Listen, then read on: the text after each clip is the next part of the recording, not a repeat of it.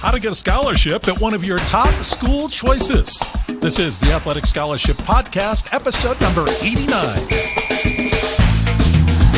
And a great spring welcome to you. I'm Jon Fugler, Athletic Scholarship Coach, author, speaker, podcaster, and I'm here with you because I'm a dad of 2 scholarship athletes and went through the process you're going through right now and was able to do it successfully by God's grace and learned a lot through it and have been enjoying teaching other families the same process for years. The Athletic Scholarship Podcast is sponsored by my new book, The Athletic Scholarship Playbook. Get a hold of it on Amazon. You got 3 choices. You can get it in Kindle, paperback, or Audible audiobook. And here in Colorado, we got some snow as we head into opening day of the baseball season. Hard to believe, spring is here, and it's white on the ground. In fact, driving into the studio, using a remote studio today, I went through the snow. It just doesn't seem like baseball weather.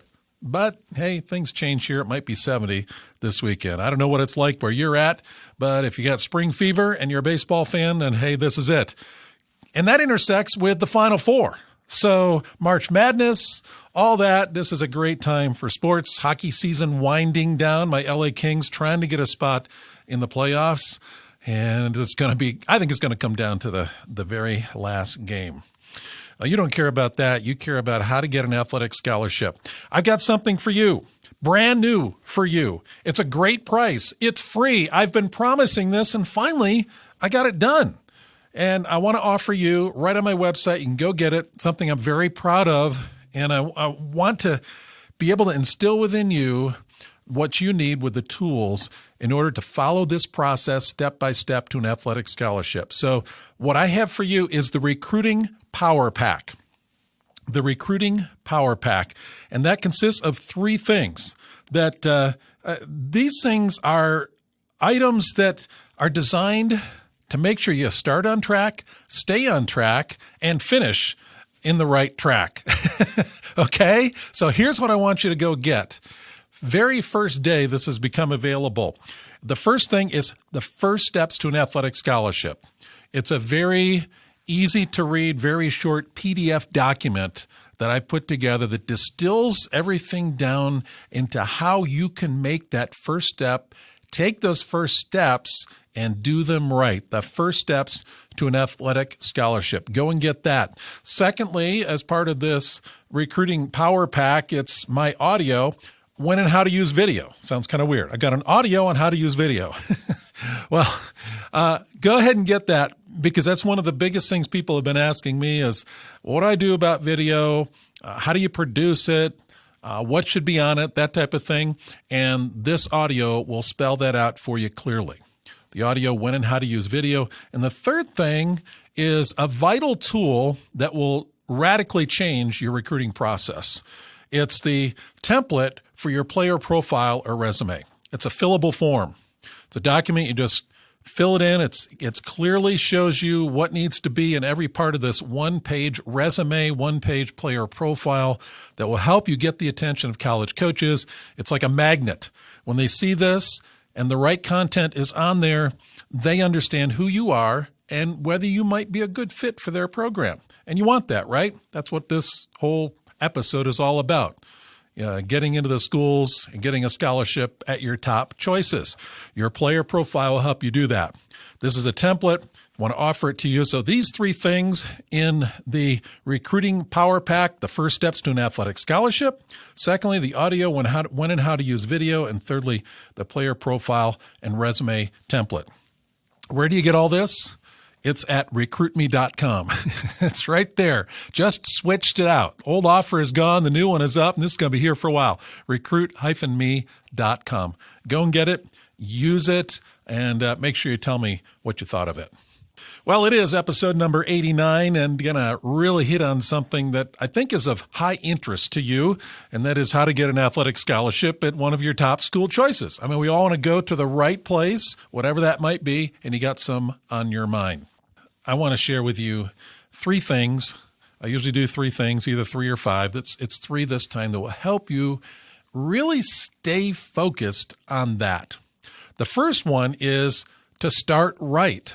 If you're not starting right, then the end, you're going to be way off track, or you're never going to finish at all. Start right. And what do I mean by that? If you want to get a scholarship, parents, if you want your son or daughter to get a scholarship at one of your family's top school choices, then you need to start from a list of schools, prospective schools that are good fits to begin with. You need to do your homework on the front end to start right. I've talked about this before. It's not just what feels good. It's not just where you went, parent, that you want your son or daughter to go to. It's not just what you think about a school without being informed real well.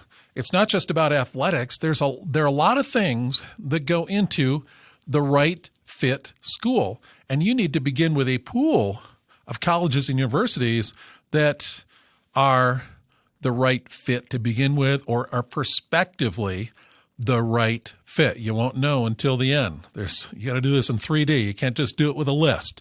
So start with that list that are possible good fits for the right reasons. For instance, academically, is this a good match for your son or daughter academically? Some schools are below their academic ability. Some are too high. I know you want to challenge your son or daughter. You don't want them to be frustrated, though. So take a look at that as far as academic ability. As far as academics, does the school even have the major that your son or daughter is interested in? John, they're sophomores now. I don't know if my son, my daughter, I don't know what they're interested in at this point. Well, I think you do. And if you don't, then you need to have that conversation. You need to find out what stirs them academically and for their future. What is their vision of their life for their future? Yeah, there's a good chance they're going to change their major once, maybe twice once they get in. You just never know. But you've got to have a good starting point. They have a certain bent, they have certain interests, and that's what you have to go on right now. Check out the academics, not only the level, but what these schools offer. I went to a school that didn't offer a major that I ended up in, and I did transfer, but my first year wasn't a waste because I had to take the basic courses anyway, and I discovered what my interest was in. But you as a parent need to pull that out of your son or daughter and get an understanding of where they want to go. As they verbalize it and they understand it, that will be helpful to narrow down the school choices. You got to be thinking about where the school is. Do they want to go far away from home or close to home? It didn't matter to me. I was more interested in going far away. I guess it was kind of adventurous. Our sons went far away. Our daughter went pretty close to home. And it's good to know, do they want to go far from home? Would they like to stay close to home? In-state, out-of-state, that type of thing. How about the size of school? I loved being at a big school. My first year at the University of Minnesota, over 40,000 there. Transferred to Indiana, over 30,000. They're even bigger now. But I loved that. Absolutely loved that. I don't know if I would have liked a small school or not, but I certainly enjoyed being at a big school. And your son or daughter may not know whether a large school, small school is part of the mix for them, which one it is. It's good to talk about that, though. There's so many things, so many factors in making that school choice that you need to talk about on the front end. You need to start right. Go out and have that conversation, do some internet research, maybe visit some schools. This isn't a one-and-for-all list. It's not something, so this is the list. We got to stick with it. We can't eliminate any, and we can add to this. I got to tell you, too, that no matter how big your list is, it'll probably be cut in half, not by your choice, but by the choice of the college coaches, whether they choose to recruit your son or daughter. That's why I always say cast your net wide. Have a big list to begin with, something that is within the scope of what your choices and desires, what your bent is as a student athlete. So many of those factors. Somebody once said to me, in looking for a job, you're not going to find one of those that's exactly right. But you got to find one that maybe hits 70% of what right is to you in that fit. The same way for schools. You're not going to find one that is exactly the right fit, but you got to hit, say, 70% of what would be the right fit for you. Start right, and you got a better chance of ending right. The next point is the 80-20 principle. Spend 80% of your time on 20% of the schools. Why is that? As you move along, you're not going to be able to do this at the beginning, but as you move along, some schools are going to surface as ones that coaches are more interested in you than, say, other coaches at other schools. You're gravitating more towards these schools. And there just seems to be something coming together where you're in the zone and you know this maybe 5 or 10 schools that could be the right fit for you as you move along. And this list is going to get smaller as you go along. So what you want to do is not divide your time and effort throughout your whole list of 30 or 40 that may be in the hopper, or 20 that may be in the hopper at the time. You got 20 conversations going along, or 20 schools that you are still in the running. But what are those schools that are probably your top ones? You want to make sure you invest your most time in those relationships with coaches and the effort to be noticed by those schools. For instance, when you're going to go to a camp, pick a camp where that core group of schools that's in your 20% where the coach is going to be there. Spend 80% of your time on the 20%.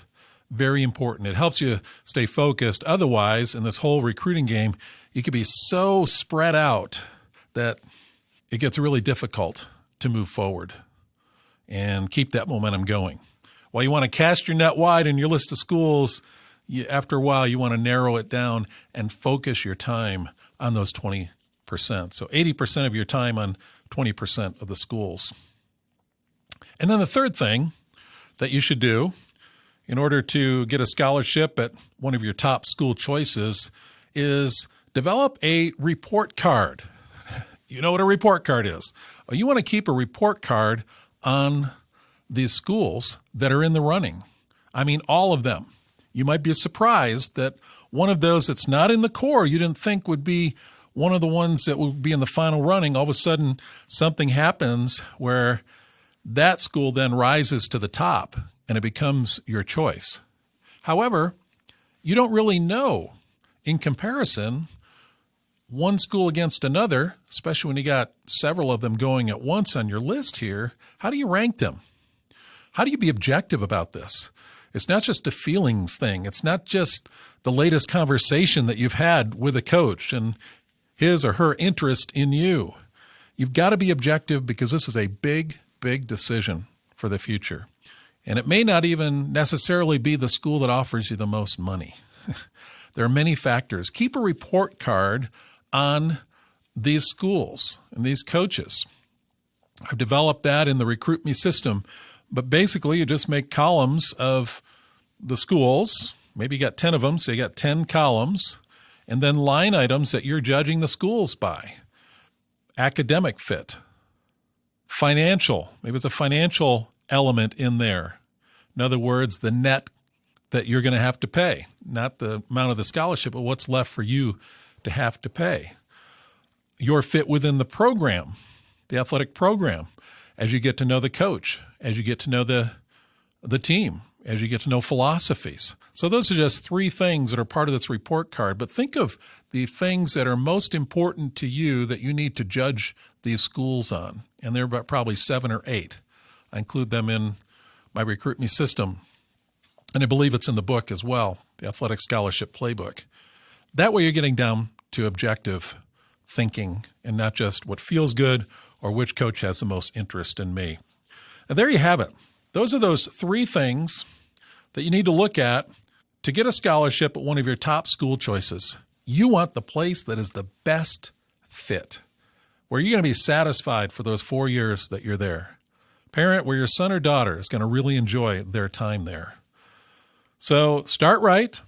Make sure your list to begin with is a list of schools which are candidates for the right fit. Secondly, the 80-20 principle, spend 80% of your time on 20% of the schools, the ones that rise to the surface as the core schools you're interested in. And third, keep a report card. so you can make an objective choice when it comes down to the end. I hope you enjoyed this episode. Remember to go ahead to my website, recruitme.com, and get your recruiting power pack. It's brand new. It's right there waiting for you, and I've got it. The First Steps to an Athletic Scholarship, a PDF document about 12 pages long that will lay the foundation to get you off to a good start. Secondly, the audio on when and how to use video. And third, the player profile or resume template. All three of those are waiting for you at recruitme.com. And I'll talk to you next week.